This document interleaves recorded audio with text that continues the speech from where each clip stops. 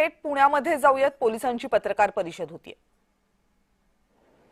सदरील आकस्मिक मृत्यूचा तपास पोलीस अधीक्षक गुन्हा अन्वेषण विभाग पुणे पथक हे करीत आहेत. आता प्रश्न आहे की या तपासाचा उद्देश काय आहे. या आकस्मिक मृत्यू मागे घातपात आहे का, हा त्या तपासाचा एक उद्देश आहे. म्हणजे घातपात आहे का याचा तपास. त्याचप्रमाणे याच्यामध्ये क्रिमिनल निग्लिजन्स म्हणजेच रॅश ऑर निग्लिजंट ऍक्ट जो आपण म्हणतो हा आहे का, हा सुद्धा त्या तपासाचा एक भाग आहे. आणि तिसरा आणि महत्वाचा भाग आहे की याच्यामध्ये कोणते गुन्हेगारी कृत्य घडलेले आहे का, ज्याला आपण इंग्लिशमध्ये इल्लीगल ओमिशन म्हणतो, किंवा इतर कोणते गुन्हेगारी कृत्य घडलेले आहे का, हा या तपासाचा स्कोप आहे. म्हणजे तीन गोष्टी: क्रिमिनल कॉन्स्पिरसी किंवा कट, क्रिमिनल निग्लिजन्स म्हणजे रॅश ऑर निग्लिजंट ऍक्ट, आणि कोणताही क्रिमिनल गुन्हेगारी कृत्य ज्याच्यामध्ये इल्लीगल ओमिशन सुद्धा येते, हे याबाबत हा तपास चालू आहे. मला इथे हे सांगायचंय की सदरील आकस्मिक मृत्यूचा तपास योग्य दिशेने आणि अगदी पहिल्या क्षणापासून अतिशय प्रोफेशनॅलिझमनी इथे आपण करत सुरू आहे. आणि यामध्ये आपल्याला बारामती शासकीय वैद्यकीय महाविद्यालय, पुण्यातील फोरेन्सिक विद्यालयाच्या फोरेन्सिक मेडिसिन डिपार्टमेंट, म्हणजे हा त्या महाविद्यालयातला एक महत्वाचा डिपार्टमेंट आहे. त्याचप्रमाणे पुणे येथील forensic science lab, aviation authorities आणि इतर एजन्सीज, तसेच आपल्या केंद्रातील अनेक संस्था या तपासामध्ये आपल्याला सहकार्य करत आहेत. त्याचसोबत जे एअरक्राफ्ट ऍक्सिडेंट इन्व्हेस्टिगेशन ब्युरो आहे, ज्याला आपण AAIB असं म्हणतो, यांच्याशी CIDचा सातत्याने समन्वय सुरू आहे. आणि AAIBचा तपास संपल्यानंतर त्यांचा अहवाल आपण प्राप्त करून तो सुद्धा आपल्या या ADR म्हणजे आकस्मिक मृत्यूच्या तपासामध्ये त्याचा निष्कर्ष सुद्धा लक्षात घेणार आहे. तसेच सदर घटनेचे गांभीर्य लक्षात घेऊन महाराष्ट्र शासनाने सुद्धा सदर आकस्मिक मृत्यूचा तपास CBI कडे वर्ग करण्यासाठी पत्र व्यवहार केलेला आहे. थोडक्यात, जर या तपासामध्ये घातपात म्हणजे क्रिमिनल कॉन्स्पिरसी, कट वगैरे, किंवा क्रिमिनल निग्लिजन्स, कुठला रॅश ऍक्ट, कुठला निग्लिजंट ऍक्ट, किंवा कोणत्याही प्रकारचे गुन्हेगारी कृत्य जसे की इल्लीगल ओमिशन इत्यादी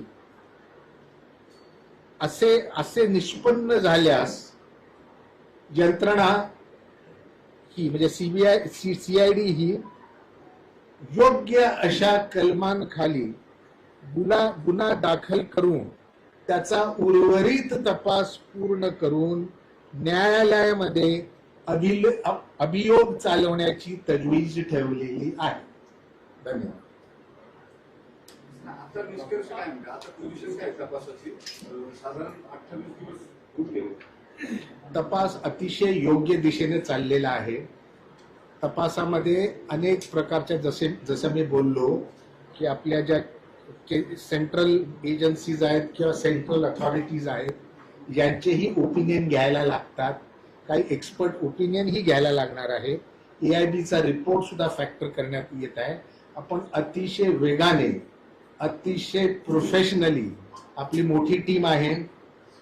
SP CID पुणे हे त्याचे IO आहेत, SP CID नवी मुंबई, आणि सर्व त्यांना लागणारे जे काही हेल्पिंग हँड्स आहेत इन्व्हेस्टिगेशन मध्ये ते पुरवण्यात आलेले आहे. आणि तपास अतिशय समाधानकारक, योग्य त्या वेगाने, योग्य त्या सुपरविजन खाली सध्या सुरू आहे. आता काही दिवसापूर्वी BSR कंपनीवरती कारवाई झाली DGCA कडून, तर आपल्या तपासात या कंपनीचा काही निग्लिजन्स आढळला?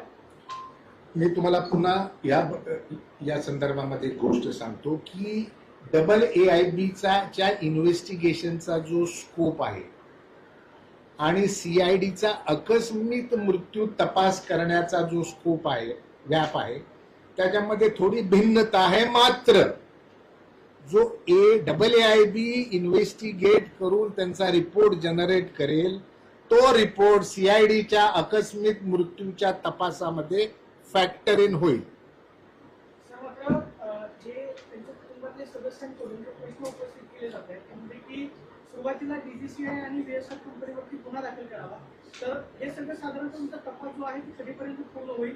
प्रायमरी रिपोर्ट जो आहे म्हणजे याच्यामध्ये कोण दोषी आहे, तुम्ही जसं म्हणताय की याचा तपास सुरू आहे, गुन्हा नक्की कोणावरती दाखल होणार, कोण दोषी आहे असं प्राथमिक दृष्ट्या वाटतं? मी जसं मला तर परत त्याच गोष्टी रिपीट करायला लागेल की आमच्या इन्व्हेस्टिगेशनचा स्कोप जो आहे तो प्रामुख्याने criminal conspiracy, criminal negligence, rash और निग्लिजंट ऍक्ट किंवा कुठले गुन्हेगारी कृत्य घडलेले आहे का, या दिशेने हा तपास चालू आहे. आणि ज्या दिवशी निष्कर्ष निघेल त्या दिवशी जसं मी मगाशी सांगितलं की त्याच्यामध्ये क्रिमिनल ऑफेन्स रजिस्टर होऊन उर्वरित तपास पूर्ण करून अभियोग चालवण्यासाठी पुढील पावलं उचलली जाते. लक्षात घ्या, सुप्रीम कोर्टाने सांगितलेलं आहे की तपासामध्ये टाइमलाईन्स नसतात. पर्टिक्युलरली हा जो तपास आहे ह्याच्यामध्ये मल्टिपल आपल्याला एजन्सीज म्हणण्यापेक्षा मी म्हणेन मल्टिपल एजन्सीज शब्द वापरतो, या इन्व्हॉल्ड आहेत. याच्यामध्ये ठिकठिकाणून आपल्याला एक्सपर्ट ओपिनियन, डेटा हार्वेस्टिंग करायला लागेल. याच्यामध्ये या सर्व गोष्टी करायला जो वेळ लागतो तो लागणारच आहे. मात्र मी तुम्हाला खात्रीशीर सांगत आहे की तपास अतिशय योग्य वेगाने आणि अतिशय योग्य दिशेने चालू आहे. आतापर्यंत डिटेल काय कलेक्ट झाले त्या अपघातासंदर्भात आणि तुम्ही म्हणले घातपात किंवा गट असण्याची शक्यता असू शकते. असू शकते असं म्हटलेलो नाही, आम्ही क्लिअर करतो. मी त्या दृष्टीने तपास करत आहे हे मी सांगू इच्छितो. याचा स्कोप तो आहे. हे बघा, ज्या वेळेला काही निष्कर्ष होईल, निष्कर्ष ज्या वेळेला निर्माण होईल तेव्हा कायद्यातल्या पुढच्या प्रक्रिया राबवण्यात येतील. 28 दिवसात आतापर्यंत तपासात कोणत्या गोष्टी तुमच्या समोर आल्या? आमच्या समोर बऱ्याच काही गोष्टी समोर आलेल्या आहेत, म्हणजे बरेचसे पुरावे समोर आले आहेत. गोष्टी हा शब्द मी वापरणार नाही. आणि जसं जसं अजून पुढे आमच्या समोर अधिक पुरावा येतील आणि निष्कर्ष निघेल तेव्हा नक्कीच तो सांगण्यात तो आपल्यापर्यंत मी तुम्हाला पुनश्च सांगतो, आम्ही भरपूर पुरावे गोळा केलेले आहेत. जे उर्वरित आहेत तेही लवकर गोळा करण्यात येतील.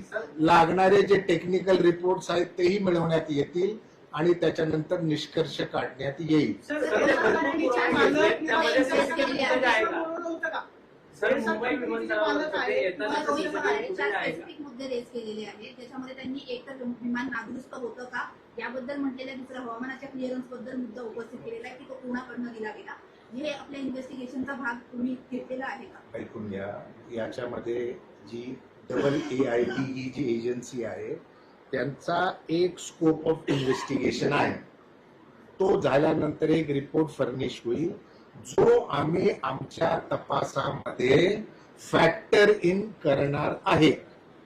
या अर्थाने ते म्हणतायत की त्याच्यातला फक्त याचा मुद्दा नाही, कॉन्स्पिरसी या अँगलनी ते मुद्दा म्हणतायत. म्हणजे टेक्निकल अस्पेक्ट AAIB कडनं इन्व्हेस्टिगेट होतील, ते कॉन्स्पिरसी या अँगलनी या मुद्द्यावर बोलतात. त्यामुळे क्लिअर नाही. मी शेवटचे 3 प्रश्न घेणार आहे.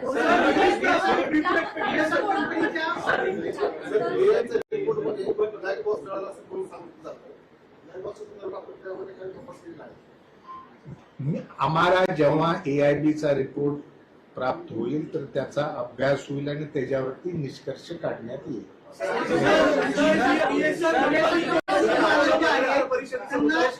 केवळ प्रोसिजर इलॅबोरेट करण्यासाठी पत्रकार परिषद की काही फॅक्ट्स आपण त्याला सांगणार आहोत? नाही, आजच्या या पत्रकार परिषदेचा उद्देश हा आहे की नंबर 1, CID नेमका कोणता प्रकारचा तपास करते, त्या तपासाचा स्कोप काय हे क्लिअर करण्यासाठी.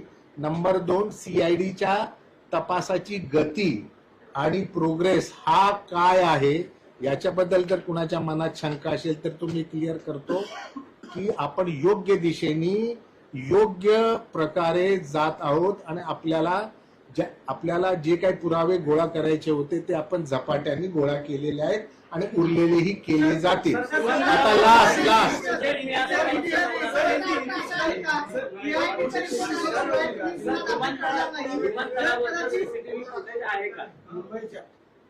जे काही एव्हिडन्सेस अवेलेबल आहेत त्यातले बरेचसे कलेक्ट झालेले आहेत, उरलेले कलेक्ट होतात.